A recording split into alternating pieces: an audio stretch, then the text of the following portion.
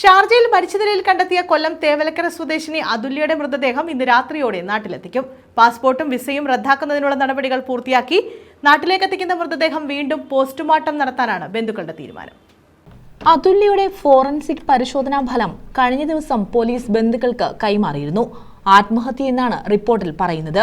അതുല്യയുടെ ഭർത്താവ് സതീഷിന് മരണത്തിൽ പങ്കുണ്ടെന്ന് കാട്ടി സഹോദരി അഖില ഷാർജ പോലീസിൽ പരാതി നൽകിയിരുന്നു. നാട്ടിലെത്തിക്കുന്ന മൃതദേഹം വീണ്ടും പോസ്റ്റ്മോർട്ടം നടത്താനാണ് ബന്ധുക്കളുടെ തീരുമാനം. ഈ മാസം 19-നാണ് അതുല്യയെ ഷാർജയിലെ ഫ്ളാറ്റിൽ തൂങ്ങി മരിച്ച നിലയിൽ കണ്ടെത്തിയത്. മരണവുമായി ബന്ധപ്പെട്ട് ഭർത്താവ് കൊല്ലം ശാസ്താംകോട്ട സ്വദേശിയും ദുബായിൽ നിർമ്മാണ കമ്പനിയിൽ എഞ്ചിനീയറുമായ സതീഷിനെ ഷാർജ പോലീസ് കസ്റ്റഡിയിലെടുത്ത് ചോദ്യം ചെയ്തിരുന്നു. പിന്നീട് ഇയാൾ താൻ അതുല്യയെ നിരന്തരം മാനസികമായി പീഡിപ്പിച്ചിരുന്നതായും മാധ്യമങ്ങളുടെ മുന്നിൽ വെളിപ്പെടുത്തി. അതുല്യയുടെ ശരീരത്തിൽ പല ഭാഗത്തും സതീഷിൽ നിന്നേറ്റ പീഡനത്തിന്റെ തെളിവുകളുമുണ്ട്.